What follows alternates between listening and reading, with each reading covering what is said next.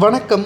சற்று முன் கிடைக்கப்பெற்ற மிக மிக முக்கியமான செய்தி ஒன்று வெளியாகி உள்ளது. மீண்டும் அதிமுக பாஜக கூட்டணி பேச்சுவார்த்தை ரகசியமாக நடைபெற்று முடிந்துவிட்டது.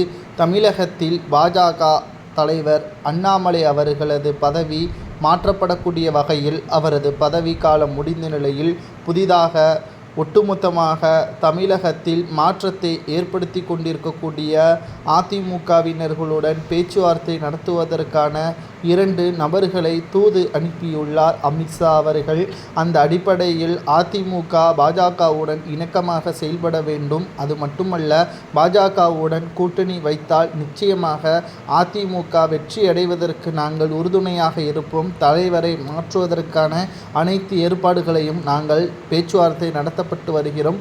வானதி சீனிவாசன் அல்லது நயினார் நாகேந்திரன் அவர்களில் இருவரில் யாராவது ஒருவர்தான் தலைவராக தேர்வு செய்யப்படுவார்கள் என்று மத்திய அமைச்சர் முடிவு எடுத்துள்ளார் என்றும், இதற்கு சம்மதம் தெரிவித்துவிட்டால் நிச்சயமாக பாஜகவுடன் கூட்டணி வைப்பதற்கு சம்மதம் தெரிவிப்பீர்களா என்று எடப்பாடியிடம் கேட்கப்பட்டது. அதற்கு எடப்பாடி பழனிசாமி அவர்கள், முதலில் பாஜகவின் தலைவரை மாற்றுங்கள், அதற்கு பிறகு பார்த்து கொள்ளலாம். அவர் அரசியலில் லாய்க்கு இல்லை.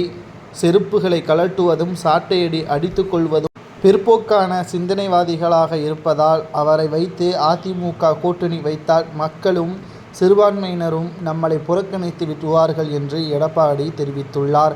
ஆனால் ஓபிஎஸ் அவர்களை அதிமுகவில் இணைப்பதை பற்றி எந்த ஒரு பேச்சுவார்த்தையும் நடத்தக்கூடாது என்பதையும் எடப்பாடி தெரிவித்துள்ளார். தற்பொழுது அண்ணாமலை அவர்கள் பாஜக தலைவராக நீடிக்க வேண்டும் என்று அவருக்கு பின்னால் சில தொண்டர்களும் நிர்வாகிகளும் இருக்கும் பட்சத்தில் மத்தியில் என்ன சொல்லப்படுகிறதோ, பாஜகவின் தலைமை என்ன சொல்லப்படுகிறதோ அதை கேட்டுத்தான் அண்ணாமலை அவர்கள் செயலாற்ற வேண்டும் என்ற தகவலும் வெளியாகியுள்ளது.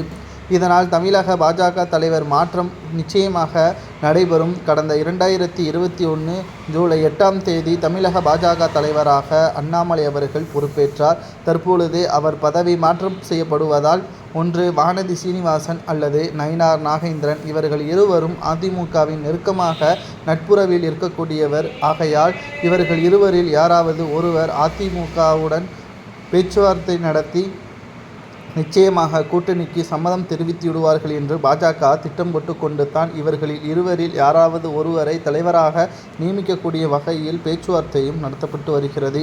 சரி, உங்களது கருத்துக்களை கூறுங்கள். அதிமுக பாஜகவுடன் கூட்டணி வைக்கலாமா வேண்டாமா என்பதை கமெண்ட் வாயிலாக கூறுங்கள்.